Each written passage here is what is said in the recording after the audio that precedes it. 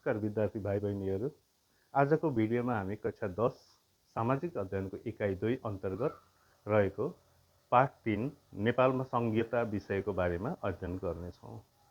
यस भिडियोमा हामी सङ्घीयताको सन्दर्भ, नेपालमा सङ्घीय संरचना, सङ्घीयताका फाइदाहरू र सङ्घीयताका कमजोरी अथवा बेफाइदा भएका पक्षहरू र चुनौतीहरूको बारेमा हामी आज अध्ययन गर्न गइरहेका छौँ। सर्वप्रथम कुरा गरौँ सङ्घीयताको सन्दर्भ।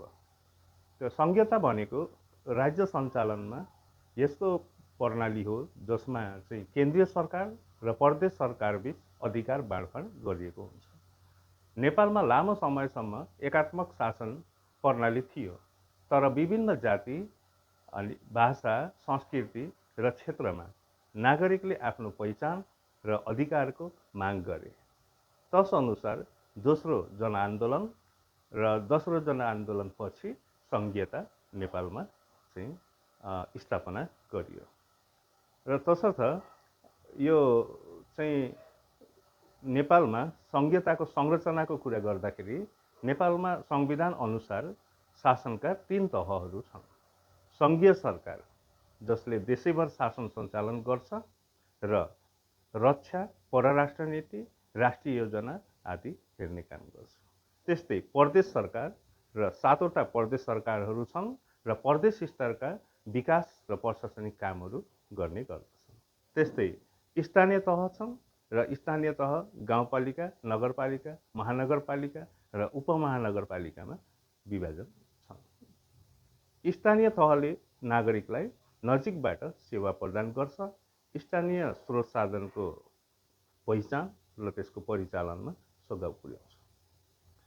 अब कुरा गरौँ सङ्घीय व्यवस्थाका केही फाइदाहरू। र नागरिकहरू स्थानीय सहभागीमा चाहिँ नागरिकहरूको सहभागिता बढी हुन्छ है र सेवा प्रवाह प्रभावकारी हुन्छ। त्यस्तै समावेशी शासन प्रणाली सुनिश्चित हुन्छ अनि क्षेत्रीय विकास, पछाडि परेका क्षेत्रको विकासमा सहयोग पुग्छ र त्यसै गरी लोकतन्त्र सुदृढ हुन मद्दत पुग्छ। शक्ति एक ठाउँमा मात्रै केन्द्रित नभएर चाहिँ सबै ठाउँमा फिँजारिने हुनाले लोकतन्त्र बलियो हुन्छ। अब यसका केही सकारात्मक पक्षको साथसाथै केही कमजोरीहरू अथवा भनौँ यसका केही बेफाइदाहरू पनि रहेका छन्। जस्तो कि सङ्घीयतामा प्रशासनिक खर्च बढ्ने है, तिनै तहका सरकार सञ्चालन गर्दा खर्च बढी हुन्छ। त्यस्तै अधिकारलाई लिएर विवाद हुन सक्छ। अब कहिलेकाहीँ सङ्घ, प्रदेश, स्थानीय तहबीच अधिकार सम्बन्धी विवाद हुने सम्भावना हुन्छ। त्यस्तै दोहोरो काम हुन सक्छ। अब कहिलेकाहीँ एउटै काम विभिन्न तहले गर्न खोज्दा समस्या देखिन सक्छ। र त्यस्तै दक्ष जनशक्तिको अभाव, अब सबै तहमा योग्य कर्मचारी उपलब्ध नहुन सक्छ र नीति कार्यान्वयनमा कठिनाइ हुन सक्छ। त्यस्तै अब केही यसका नेपालको सन्दर्भमा यसका केही चुनौतीहरू हेर्ने हो भनेदेखि चाहिँ के देखिन्छ भन्दाखेरि अधिकारको स्पष्ट बाँडफाँड नभएको। जस्तो संविधानले अधिकार दिएको भए पनि व्यवहारमा अझै विवाद देखिन्छ। त्यस्तै आर्थिक स्रोत व्यवस्थापनमा समस्या, जस्तो सबै प्रदेश र स्थानीय तहमा पर्याप्त आर्थिक स्रोत छैन। अब जनशक्ति व्यवस्थापनमा पनि समस्या छ। दक्ष जनशक्तिको अभाव चुनौतीको रूपमा रहेको छ। त्यस्तै समन्वय र सहकार्यमा पनि केही कमजोरीहरू देखिन्छ।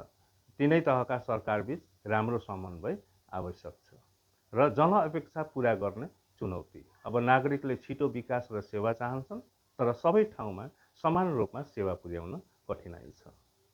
अब निष्कर्षमा कुरा गर्दा भाइ बहिनीहरू, नेपालमा सङ्घीयता लागू गर्नुको मुख्य उद्देश्य शक्तिको विकेन्द्रीकरण, समावेशी शासन, स्थानीय विकास र लोकतन्त्रलाई बलियो बनाउनु हो। र यद्यपि यसका सफल कार्यान्वयनको लागि सरकारबीच समन्वय हुन जरुरी छ, पर्याप्त स्रोत साधन हुन जरुरी छ, दक्ष जनशक्ति जरुरी छ र नागरिकको सक्रिय सहभागिता पनि आवश्यक छ। यदि यो भिडियो उपयोगी लाग्यो भने लाइक, सेयर र सब्सक्राइब गर्न नबिर्सनुहोला। धन्यवाद।